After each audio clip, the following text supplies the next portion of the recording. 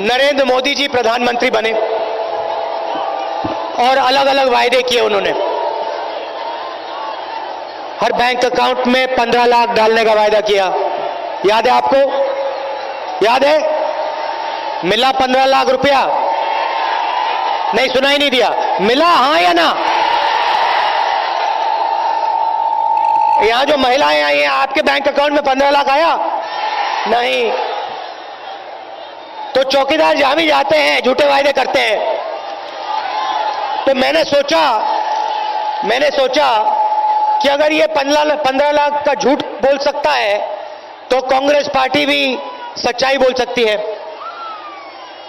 तो 5 महीने पहले मैंने कांग्रेस पार्टी के इकोनॉमिस्ट को, थिंक टैंक्स को बुलाया और उनसे कहा कि देखिए, मुझे एक बात बताइए, नरेंद्र मोदी ने 15 लाख रुपए का झूठ बोला था। नरेंद्र मोदी ने बोला था कि हर बैंक अकाउंट में 15 लाख रुपए डालेंगे। मैं सच जानना चाहता हूं, हिंदुस्तान की सरकार हर बैंक अकाउंट में कितना पैसा डाल सकती है? ये जो हमारी माताएं बहनें आई हैं, इनके बैंक अकाउंट में हिंदुस्तान की सरकार कितना पैसा डाल सकती है? मैंने कांग्रेस पार्टी के थिंक टैंक से, इकोनॉमिस्ट से पूछा। मैंने उनसे कहा, मुझे लंबे भाषण नहीं सुनने, मुझे एक नंबर चाहिए, एक नंबर चाहिए, और कुछ नहीं चाहिए। आपसे जाइए, काम कीजिए, 4-5 महीनों में मेरे पास आइए, मुझे बताइए, एक नंबर दीजिए, कितना पैसा हिंदुस्तान के 20% सबसे गरीब लोगों के बैंक अकाउंट में जा सकता है? और मैं आज खुशी से कहना चाहता हूं कि कुछ ही दिन पहले वही लोग वापस आए और कागज पे उन्होंने एक नंबर लिख दिया। नंबर था 72,000 रुपए। 72,000 रुपए मतलब कांग्रेस पार्टी हर गरीब व्यक्ति के बैंक अकाउंट में सीधा हर साल 72,000 रुपए डालने जा रही है। मैंने सोचा, अगर ये नरेंद्र मोदी हिंदुस्तान के चोरों के बैंक अकाउंट में पैसा डाल सकता है, तो कांग्रेस पार्टी हिंदुस्तान के ईमानदार किसानों के बैंक अकाउंट में, महिलाओं के बैंक अकाउंट में, बेरोजगार युवाओं के बैंक अकाउंट में पैसा डाल सकती है। सही बोला ना? 72,000 एक साल के, 3,60,000 5 साल के, सीधा आपके बैंक अकाउंट में जाने वाला है। जिसकी भी आमदनी 12,000 रुपए प्रति महीने से कम की है, इस भीड़ में जो भी लोग हैं जिनकी आमदनी 12,000 रुपए हर महीने से कम की है, उन सब लोगों के बैंक अकाउंट में कांग्रेस पार्टी साल के 72,000 रुपए डालने जा रही है। मोदी जी, आपको जो करना है करो, मुझे कोई फर्क नहीं पड़ता। आप उनकी चौकीदारी करोगे, आप अनिल अंबानी की चौकीदारी करोगे, तो मैं किसानों को, मजदूरों को, गरीबों की मदद करूंगा। योजना का नाम न्याय योजना। 5 साल जो उन्होंने अन्याय किया है, हम न्याय करने जा रहे हैं। चौकीदार भैया, ठीक से बोलिए, चौकीदार, चौकीदार, चौकीदार।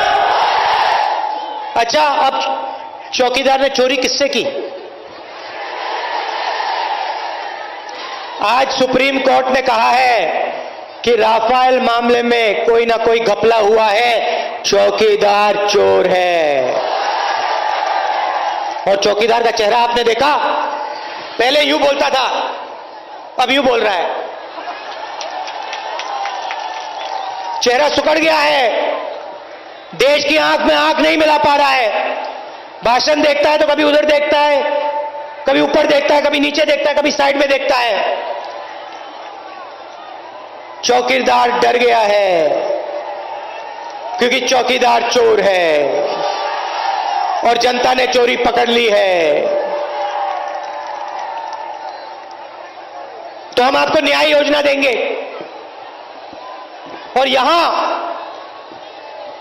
आपके खेत हैं, इन खेतों के बिल्कुल पास हम फूड प्रोसेसिंग का कारखाना लगाएंगे आपके लिए। कि आप अपना माल सीधा फैक्ट्री में जाके बेचो और आपके जेब में सही दाम, सही पैसा आपके अनाज के लिए, आपके फल के लिए, आपके सब्जी के लिए मिले। अच्छा, एक और बात देखिए, बड़े उद्योगपति कर्जा लेते हैं, पैसा वापस नहीं देते, उनकी जेल नहीं होती, उन पर कोई कार्रवाई नहीं होती। तो हमने मैनिफेस्टो में लिख लिया है, हिंदुस्तान के किसी भी किसान को कर्जे के लिए जेल नहीं डाला जा सकेगा। मेरा कहना है, अगर अनिल अंबानी 45,000 करोड़ रुपए चोरी करके जेल नहीं जाता है तो किसान क्यों जेल जाए? पहले आप उसे जेल में डालिए, जेल में डालिए, फिर किसान की बात करते हैं। आपने उनका 3,50,000 करोड़ रुपए माफ किया और किसानों का कर्जा माफ नहीं हुआ। अच्छा, एक बात बताइए, ममता जी ने किसानों का कर्जा माफ किया? नहीं किया। राजस्थान में, मध्य प्रदेश, छत्तीसगढ़ में चुनाव हुआ, मैंने भाषण में बोला, देखिए, अगर नरेंद्र मोदी जी लाखों करोड़ रुपए कर्जा माफ कर सकते हैं तो कांग्रेस पार्टी किसानों का कर्जा माफ कर सकती है। वो बिजनेस वालों का करेंगे, 15 लोगों के करेंगे, हम किसानों के करेंगे। मैंने भाषण में बोला, देखिए, चुनाव के बाद मध्य प्रदेश, राजस्थान, छत्तीसगढ़ में 10 दिन के अंदर किसानों का कर्जा माफ हो जाएगा। और 10 दिन नहीं लगे, 2 दिन के अंदर कांग्रेस पार्टी ने तीनों प्रदेश में हर किसान का कर्जा माफ कर डाला। अब ममता जी गरीबों की बात करती हैं, उन्होंने आपका कर्जा माफ क्यों नहीं किया? किया? नहीं। मगर कांग्रेस पार्टी की देश में सरकारें हैं, मध्य प्रदेश, छत्तीसगढ़, राजस्थान, पंजाब, कर्नाटक, इनमें से आप किसी भी प्रदेश में चले जाइए, वहां पूछिए, क्या कांग्रेस पार्टी ने किसानों का कर्जा माफ किया, हां या ना? आपको 1 मिनट में जवाब मिल जाएगा, हां, कांग्रेस पार्टी ने किसानों का कर्जा माफ किया। ममता जी कहती हैं कि कांग्रेस बीजेपी के साथ नहीं लड़ रही। भाइयों और बहनों, राफेल का मामला किसने उठाया? चौकीदार चोर है, चौकीदार को चोर किसने बनाया? राफेल की लड़ाई कौन लड़ा? कांग्रेस पार्टी लड़ी। हर प्रदेश में कांग्रेस पार्टी बीजेपी के खिलाफ लड़ रही है। हम 1 इंच पीछे नहीं हटते। चौकीदार का पूरा चेहरा बदल दिया हमने। चौकीदार आजकल ठीक से भाषण नहीं दे पा रहा,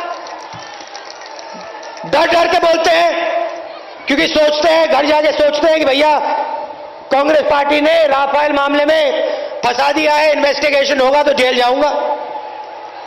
चौकीदार के दिल में डर है। कहां से आया? कांग्रेस पार्टी ने किया, हम लड़े। अच्छा भाई, एक बात बताओ, कांग्रेस पार्टी ने बीजेपी के साथ तो कभी गठबंधन नहीं किया ना? हमने तो कभी नहीं किया। कभी किया है कांग्रेस पार्टी ने बीजेपी से कभी गठबंधन? किसी स्टेट में कहीं किया? कभी किया? 70 सालों में किया? ममता जी ने किया? ममता जी ने तो किया है। तो देखिए, देश में बीजेपी के खिलाफ कांग्रेस पार्टी जबरदस्त तरीके से लड़ाई लड़ रही है। और मैं आपको आश्वासन देना चाहता हूं, आप घबराइए मत। कांग्रेस पार्टी 2019 के चुनाव में नरेंद्र मोदी को हराने जा रही है।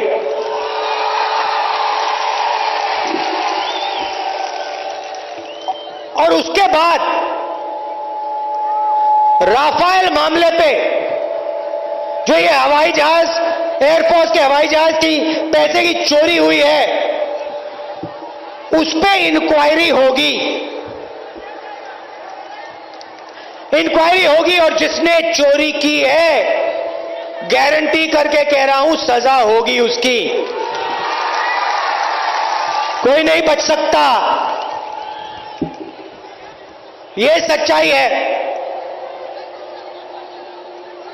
अच्छा, ममता जी ने, मोदी जी ने रोजगार देने का वायदा किया था। मोदी जी ने कहा था 2 करोड़ युवाओं को हर साल रोजगार देंगे। ममता जी कहती हैं रोजगार दिलवाएंगे। आप बताइए, मोदी जी और ममता जी ने रोजगार दिलवाया बंगाल की जनता को?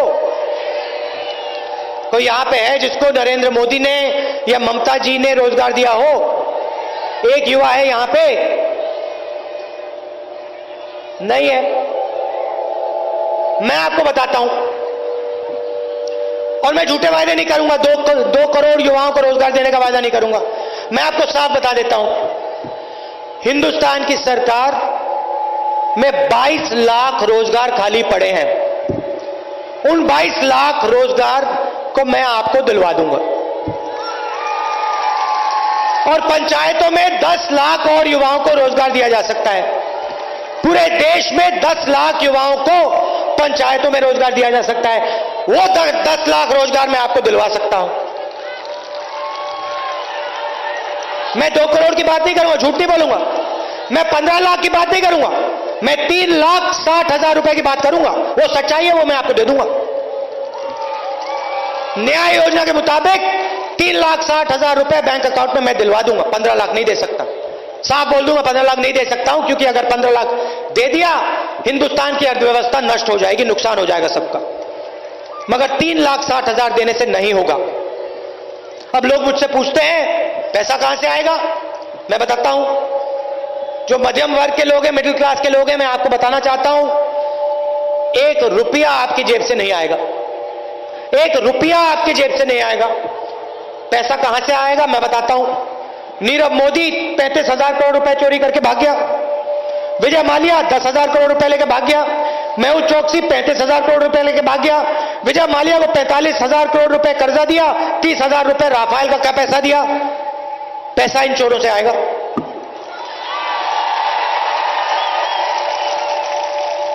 मैं एक एक करके इनके जेब से पैसा निकाल के आपके जेब में डालूंगा।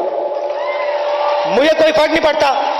मेरा नाम नरेंद्र मोदी नहीं है। मैं इन लोगों से नहीं डरता। मैं जनता का आदमी हूं, मैं किसानों का आदमी हूं, मैं मजदूरों का आदमी हूं, छोटे दुकानदारों का, स्मॉल मीडियम बिजनेस वालों का, हिंदुस्तान की जनता का आदमी हूं। मुझे इन लोगों से कोई डर नहीं लगता। ये मेरी मार्केटिंग तो करते नहीं है, नरेंद्र मोदी जी की मार्केटिंग करते हैं, मेरी तो नहीं करते।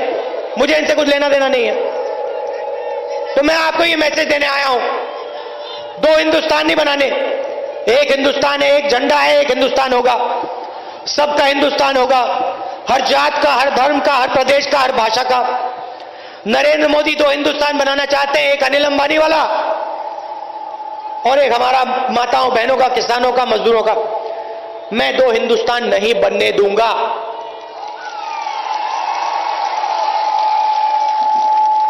एक हिंदुस्तान होगा। ज्यादा से ज्यादा पैसा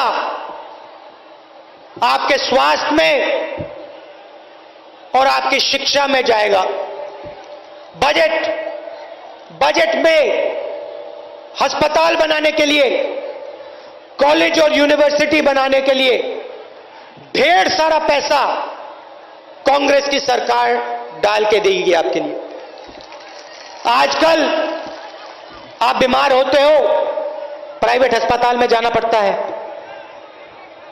प्राइवेट अस्पताल में आप जाते हो, लाखों रुपए देने पड़ते हैं, और वही 15-20 लोगों को फायदा होता है।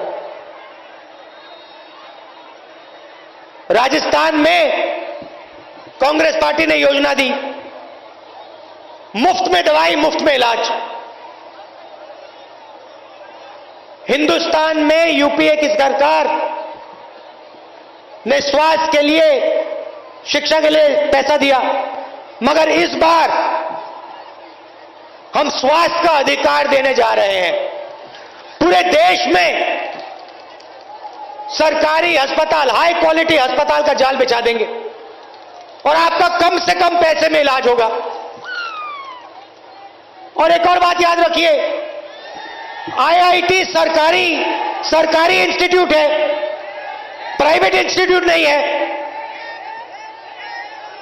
शिक्षा देने का काम सरकार का होता है, और हम शिक्षा में भी आपके लिए जबरदस्त पैसा डालेंगे कि आप भी अपने बच्चों को इंजीनियर डॉक्टर बना पाओ। ये पूरा नरेंद्र मोदी जी ने जो प्राइवेटाइजेशन कर रखा है, इससे लोगों का नुकसान हो रहा है। और हम आपको सरकारी कॉलेज, सरकारी यूनिवर्सिटी, हाई क्वालिटी के कॉलेज, हाई क्वालिटी की यूनिवर्सिटी दिलवाएंगे, यहां पे आपको दिलवाएंगे।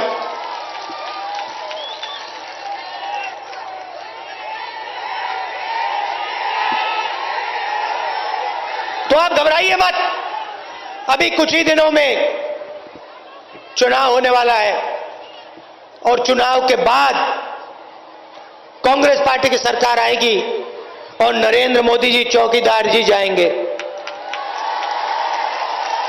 और आज सुप्रीम कोर्ट ने कहा है कि राफेल मामले में चोरी हुई है। सुप्रीम कोर्ट ने कहा है कोई ना कुछ दाल में काला है, इन्वेस्टिगेशन करना पड़ेगा। तो भाई और बहनों, न्याय से कोई नहीं बच सकता। एक तरफ हम न्याय योजना देंगे, दूसरी तरफ हम किसान की मदद करेंगे, युवाओं को रोजगार देने का काम करेंगे और राफेल मामले में भी देश की एयरफोर्स को न्याय मिलेगा। एयरफोर्स से पैसा चोरी किया गया है और जिन लोगों ने चोरी किया है उनके खिलाफ कार्रवाई होने जा रही है। आप सबका दिल से बहुत बहुत धन्यवाद। आखिरी बात कहना चाहता हूं, प्रियरंजन झा, हाँ ठीक है, आपकी मांग है तो इसके बारे में हम देखेंगे, कोशिश करेंगे। मगर ये आपने एम्स की बात उठाई है, हमारी पूरी कोशिश होगी।